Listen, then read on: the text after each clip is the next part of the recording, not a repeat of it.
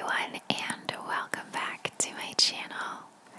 So today we're going to be discussing episode 5 of Unsolved Mysteries. I wanted to upload this on Sunday like I usually do, but it happened on September 1st, and since that was coming up really soon, I thought I would just do it on September 1st. So this happened exactly 51 years ago today. Now episode 5 is the only one in this season that is not true crime. And I don't really know what my opinion is on it, but we'll see. So I'll just talk through the episode a little bit. I took some notes. So this episode is about UFO sightings that happened in Berkshire County in Massachusetts. It happened in a couple of towns, but particularly they interviewed quite a few people from a town called Great Barrington and from a town called, I think, Sheffield.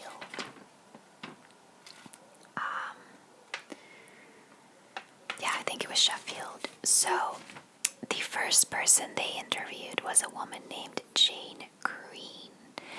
She was on September 1st, 1969. She was driving home from another town. This all happened after dusk, so it was pretty dark out already. According to some people, it happened at like 11 p.m. According to others, it happened around 6. I think it happened over a span of a couple of hours. But it all happened when it was dark out. So she was driving home with a friend when at some point they saw really, really bright lights in front of them. And they were so bright that she couldn't continue driving, so she pulled over. They both got out of the car to see what was going on. They thought maybe there were some roadworks going on and like some lights from machinery and stuff. But then when they got out of the car, they saw a huge object floating in front of them. And she said it was so big that you couldn't see where it began and where it ended. You couldn't see the sides of it. It was just filling up the entire sky. It made absolutely no noise. It was super quiet outside. Aside from the really bright lights, the object itself had no lights on it. It had no windows on it.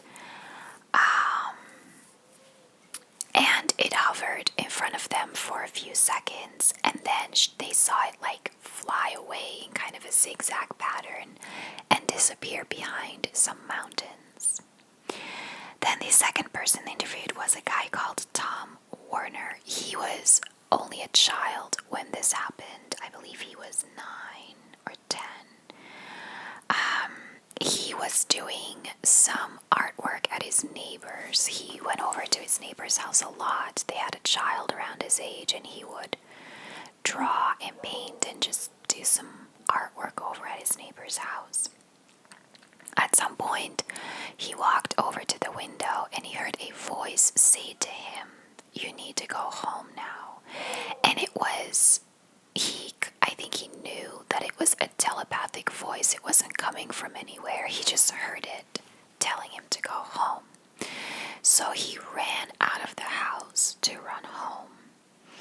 And his neighbor, whose house he was at, said that it was really weird, but he was running really hard but staying in the same place. Like he was running in the same place for about 5 minutes until eventually the big thing in the sky appeared. The UFO appeared, shot a very bright beam at Tom, and Tom disappeared into thin air. Then the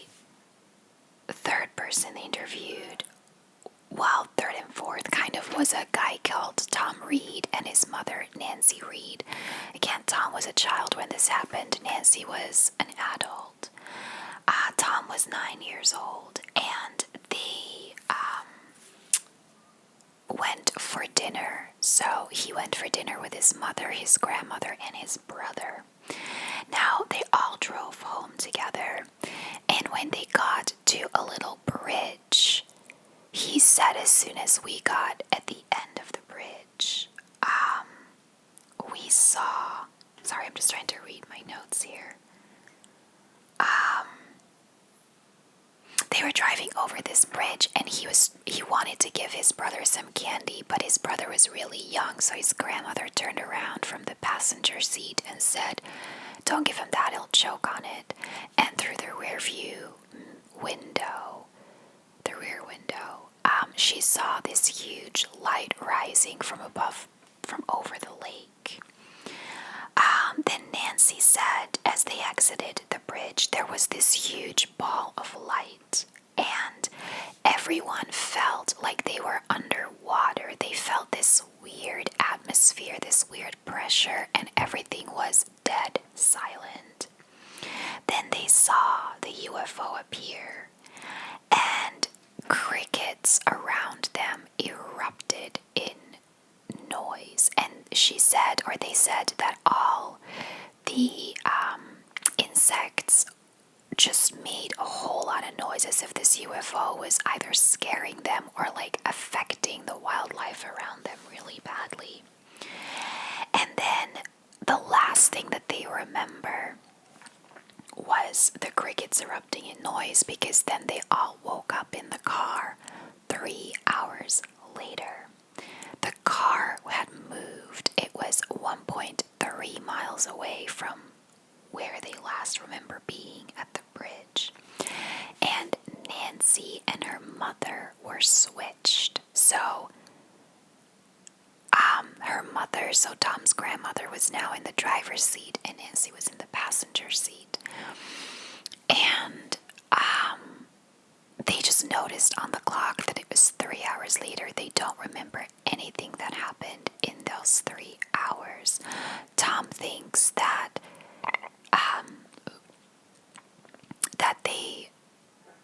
the aliens, or whoever they were, wanted them to think that nothing happened. But he said, but they made the fundamental mistake of switching my mother and my grandmother because my grandmother didn't drive. But I was like, okay, but you also were moved 1.3 miles. I mean, I think that's kind of a weird explanation. They wanted us to think that nothing happened. I don't think they would have moved you 1.3 miles then, but yeah. And then the last person they interviewed was a woman named Melanie Kirchdorfer. She was 12 years old when this happened. She was over 2 miles away from where the other occurrences happened. And she was at Lake Mansfield with her parents and her sister. They had gone for ice cream, and they were sitting in the car eating ice cream by the lake when they saw a really bright light. Now, her and her sister begged her father to just leave it alone because they were terrified, but her father insisted on chasing it, and he drove after it. Well, actually, I don't know if he drove or if he ran, because next she says that she started levitating and then was on board of the ship. So my guess is that they got out of the car and that they picked her up. Now, Tom, the first child who was also taken on board the ship, remembers seeing Melanie laying down next to him. He remembers seeing her face. They did not know each other at all. They met afterwards, but they did not know each other when this happened. Now, Melanie remembers seeing different children laid out next to her in the same room, and she saw them all disappear one by one. And then eventually she woke up again by the lake and had to walk home alone. I find this very interesting because Tom was put back down near his neighbor's house with a beam holding him in place, and he couldn't move, and he kept hearing this telepathic voice saying, "Wait, I'll be done in a minute." And then the beam disappeared and he could move and went home.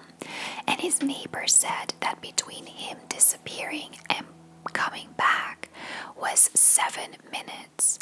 So, assuming that all the kids were taken for a similar amount of time, I'm a little bit unclear on Melanie's story, because she says that she was taken at the lake and she was put back at the lake, but her family was not there because she walked home alone. So either she was put back at a completely different part of the lake and didn't know where she was, but she found her way home, or her family saw their child disappear in front of their eyes and left, which,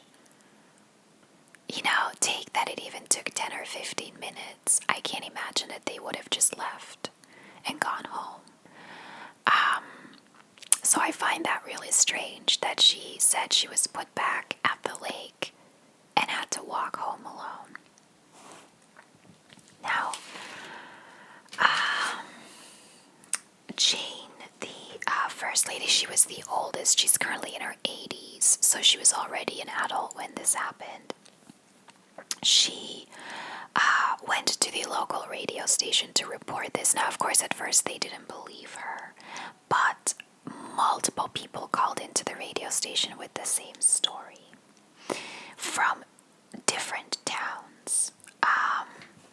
What is interesting is they talked to the police department today, who said that they heard all the stories, but in all their archives, there is no police report on this. They found reports from that day, from different things that happened around town, but nothing was ever written down about these sightings.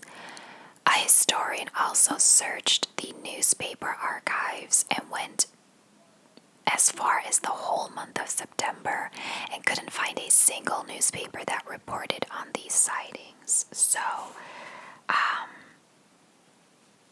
that could mean that either it didn't really happen, or that everyone thought it was a hoax and didn't want to report on it, which is also very likely. I don't really know, to be honest, how I feel about this, because I am a believer, okay? I'm a dreamer in general. I believe in things that I can't see.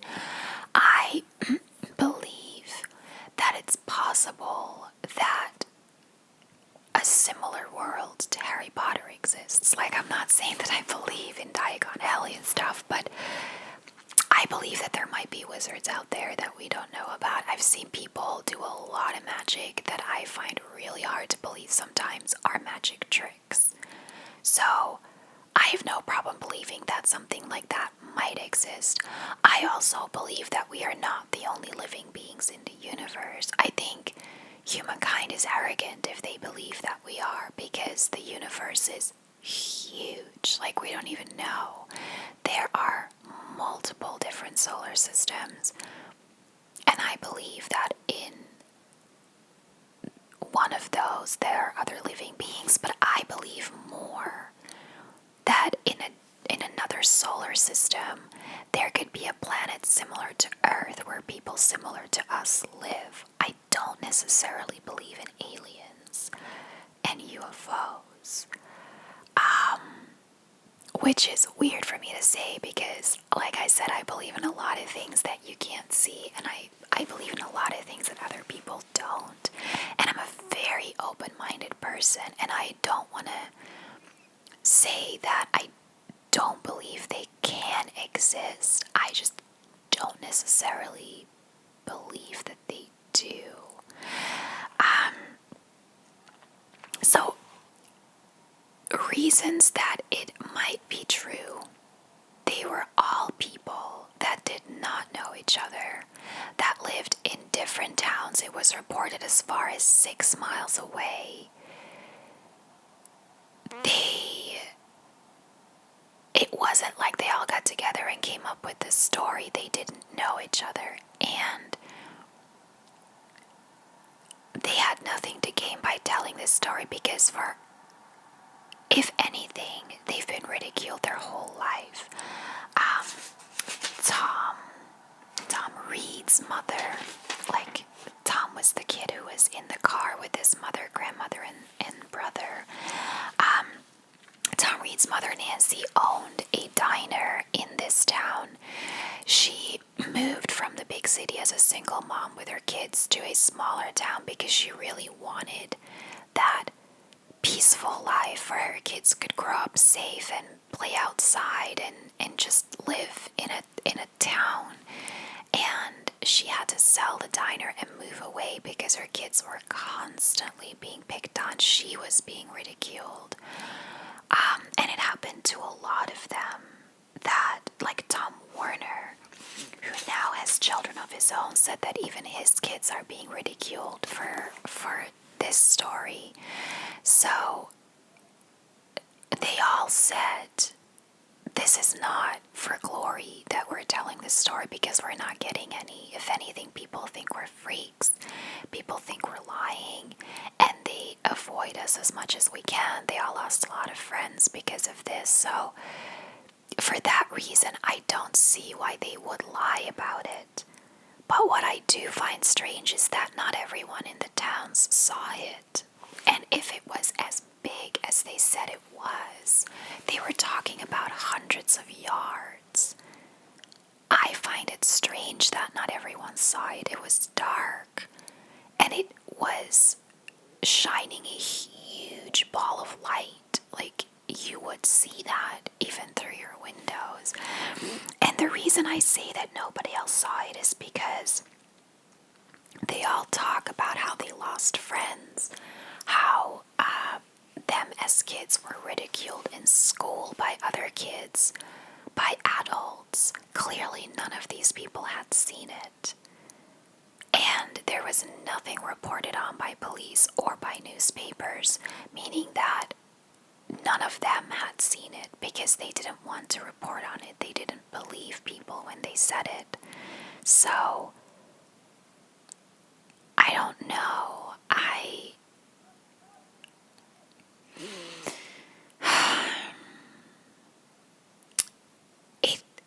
If it really happened, it could be that they were targeting specific people.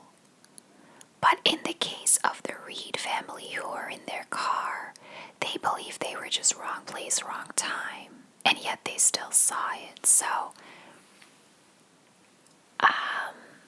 but then again, they don't remember anything. So for all we know, one of the kids could have been taken and they don't know about it. But all of the other kids that were taken seem to remember being taken. I don't know. I feel sorry for them in a way because they all said, nobody believes us, and I don't care what you believe. I know what happened, and that's fair. But I have a really hard time believing this. And that's weird, I know, because I believe everything. And I think it's one thing if you see a UFO, but to be taken on board the ship, that's kind of where I have a little bit of issue with. I find that part of the story really far-fetched.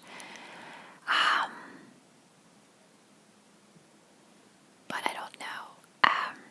I'd love to hear what you guys think about it, whether you're believers or not. Again, I firmly believe in life outside of Earth. I really do. I just don't necessarily believe in Independence Day type stuff where aliens come with a UFO and either try to destroy our planet or try to pick up kids, I guess, to do tests on them or something. I don't know. That just goes a bridge too far for me. I'm very curious to find whether any other people have come forward with the same story since this ran.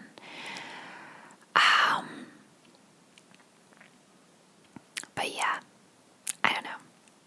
It's a little bit out of my reach, this one, and I really didn't know what my opinion was, and I guess I still don't know whether I believe it or not. I think there's arguments to be made for it being true, especially given that they took so much ridicule for telling the story. But there's also a lot of arguments to be made for it not to be true. So, yeah, let me know what you guys think. And as always, thank you so much for watching, and I'll see